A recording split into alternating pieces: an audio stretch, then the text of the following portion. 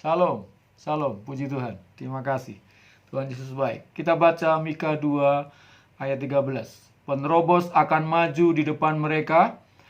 Mereka akan menerobos dan berjalan melewati pintu gerbang dan akan keluar dari situ. Raja mereka akan berjalan terus di depan mereka. Tuhan sendiri di kepala barisan mereka. Ayat ini menceritakan kepada kita terjadi terobosan manakala Tuhan ada di barisan kita, menjadi kepala barisan kita. Hidup kita ini memang perjuangan, bahkan peperangan ya.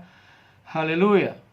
Setiap persoalan, masalah, pergumulan yang kita hadapi dalam perjuangan ini, dalam peperangan ini, kita berdoa, kita mengalami terobosan dan kemenangan. Kita akan mengalami terobosan itu menurut Mika 2 ayat 13 manakala kita mengizinkan Allah itu menjadi kepala barisan kita. Menjadi kepala. Haleluya. Puji nama Tuhan.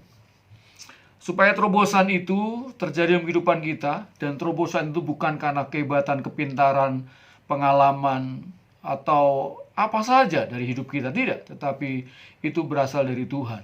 Terobosan yang sejati Tuhan kerjakan manakala Tuhan kita jadikan kepala dalam barisan kehidupan kita.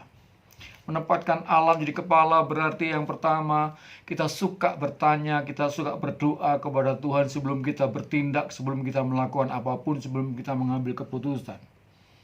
Haleluya, puji nama Tuhan. Misalnya kita lihat di Alkitab, seorang yang bernama Daud suka sekali bertanya kepada Tuhan, suka sekali berdoa kepada Tuhan.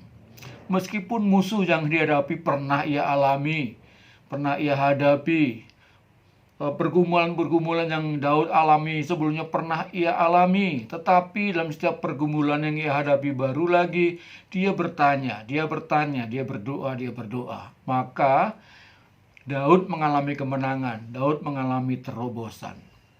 Izinkan Allah menjadi kepala dalam barisan kehidupan kita, maka kita akan mengalami terobosan yang luar biasa. Haleluya. 2 Samuel 5 ayat 20 berkata, lalu datanglah Daud di Baal Perasim dan memukul mereka kalah di sana. Berkatalah ia, Tuhan telah menerobos musuhku di depanku seperti air menerobos. Sebab itu orang menamakan tempat itu Baal Perasim. Peres, air yang menerobos. Luar biasa, Allah kita seperti air yang menerobos. Dan Daud mengalami kemenangan yang gilang gemilang. Luar biasa. Kita sebagai prajurit Tuhan yang gagah perkasa, maka apapun tindakan kita sebagai prajurit, maka kita harus bertanya, kita harus berdoa kepada komandan agung kita. Seorang tentara, seorang prajurit yang terlalu berani dan mengambil keputusan sendiri tanpa meminta atau bertanya kepada pemimpinnya, komandannya, dia tidak akan mengalami kemenangan, bahkan dia akan dihukum, dia tidak mendapatkan penghormatan. Itu sebabnya ayo suka berdoa, banyak berdoa. Dikit-dikit berdoalah, jangan berdoa sedikit-sedikit. Sedikit-sedikit dalam kehidupan kita berdoa, bertanya kepada Tuhan. Itulah kita menjadikan Allah menjadi kepala dalam barisan kita. Yang kedua, Tuhan ingatkan, kalau kita sudah terlanjur salah, maka manakala kita jadikan Allah menjadi kepala barisan kita, maka cepat-cepatlah bertobat, cepat-cepatlah berbalik dari jalan atau arah langkah kita yang terlanjur salah itu. Minta ampun di hadapan Tuhan, bertobat, lalu minta tolong sama Tuhan. Tuhan, aku mau jalannya benar. Haleluya.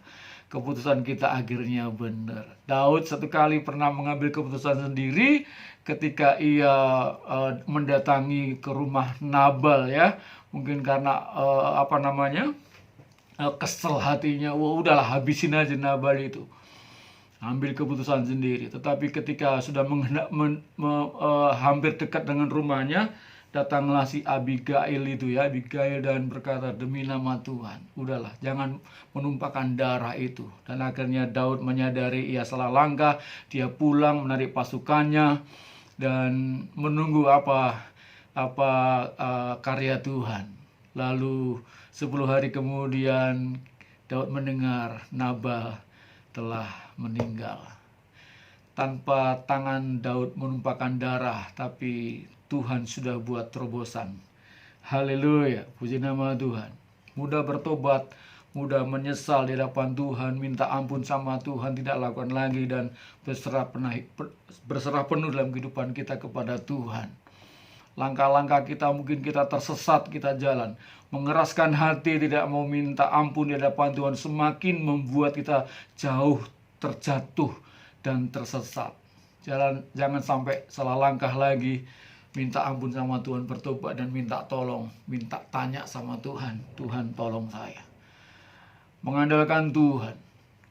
Orang yang menempatkan Tuhan menjadi kepala barisan dalam kehidupannya, berarti dia berani berdiam diri di hadapan Tuhan, di hadirat Tuhan, supaya ia bisa berdoa, supaya kita bisa berdoa di hadapan Tuhan dan minta tolong kepada Tuhan.